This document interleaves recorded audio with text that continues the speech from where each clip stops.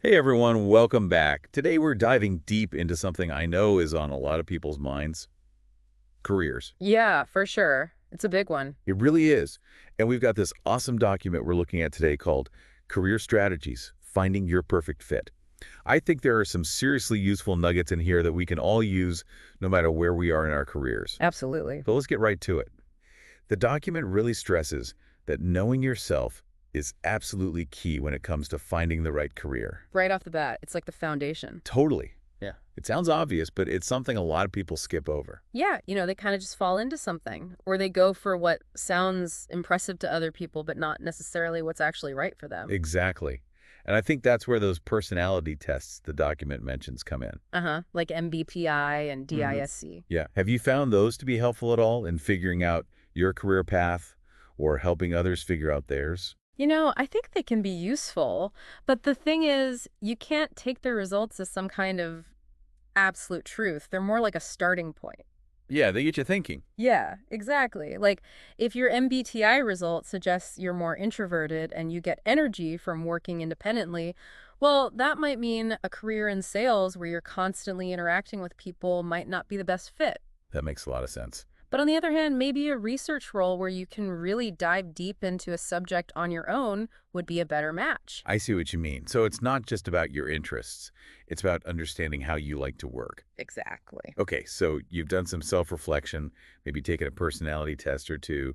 What's the next step in this career-finding journey? Well, once you've got a better sense of who you are and how you like to work, it's time to do some serious research. Not just browsing job boards for hours, I'm guessing. No, no, not just that. I'm talking about really digging deep, becoming a detective for your own career.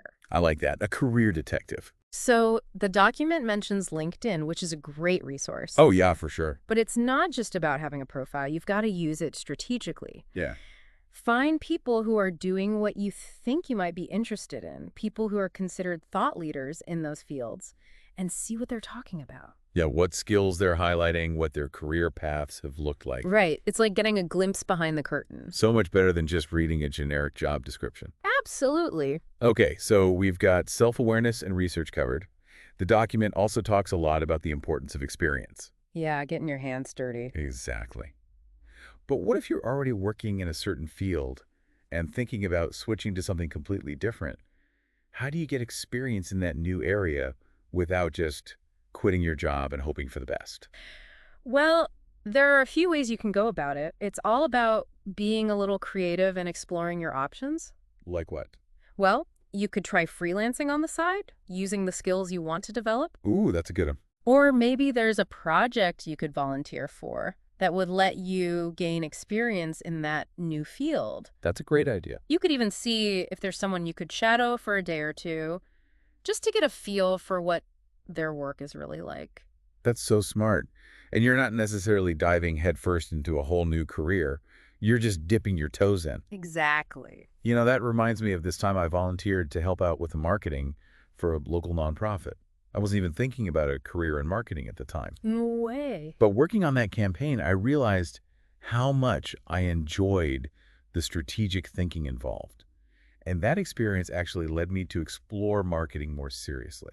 That's awesome. So you never know what you might discover when you try something new. It's so true. And speaking of making connections, I feel like networking and finding mentors is such a big part of this whole career thing too. Oh, yeah, absolutely. The document doesn't go into too much detail about that, but it's definitely crucial. For sure.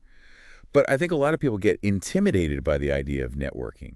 Like they picture these big formal events where everyone's trying to impress each other. Yeah, and handing out business cards. Exactly. But networking doesn't have to be like that. It can be as simple as joining an online community or forum related to your interests. Totally. It's about connecting with people who share your passions. And then there's mentorship.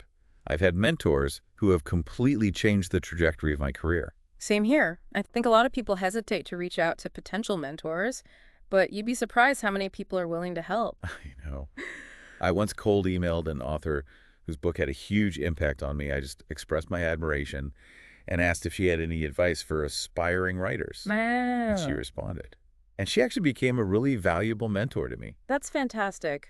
It's amazing what can happen when you just put yourself out there. You know what? That actually ties into the next point the document makes, which is about continuous learning. Yeah, you got to keep those skills sharp. Right. So my mentor, the author, actually encouraged me to take this online writing course. It was challenging, but it really helped me improve my writing. That's a perfect example of how continuous learning can make a real difference. It really is. And the document is spot on when it says that you don't have to go back to school or anything to keep learning. Yeah, you can learn so much just by being curious and exploring different resources. For sure. Reading books, listening to podcasts, attending webinars. There's so many ways to keep growing. You got to think of your brain like a muscle. You got to keep exercising it. Love that.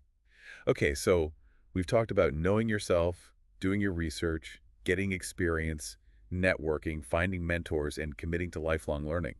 That's a lot. How do we put all of these pieces together into a plan that actually works? Well, that's where the document's point about goal setting comes in. Goal setting, right. Yeah, it's about taking all of those things we've talked about and using them to create a roadmap for your career. So where do you start? We'll start with the big picture.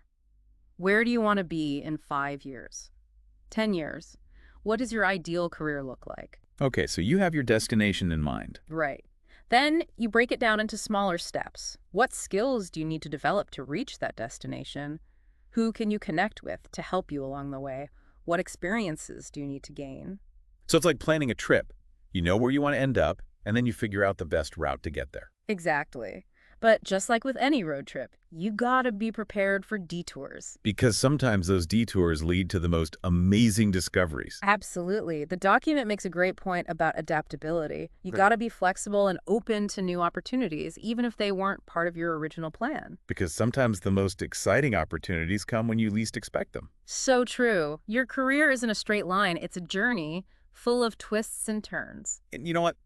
That's kind of exciting, isn't it? I think so. It keeps things interesting. Well, this deep dive has been packed with so much great information. It's like we've uncovered a whole treasure chest of career strategies. We really have. It's all about knowing yourself, exploring your options, taking action, and being open to new possibilities. And most importantly, remembering that your career is your own unique journey.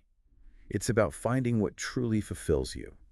Couldn't have said it better myself. So, as we wrap up, I encourage you to take a moment and think about what resonated with you most today. Yeah, what one step can you take this week to move closer to your dream career? Because the perfect fit is out there, waiting for you to discover it. And don't forget, the journey itself can be just as rewarding as the destination. That's a great point to end on.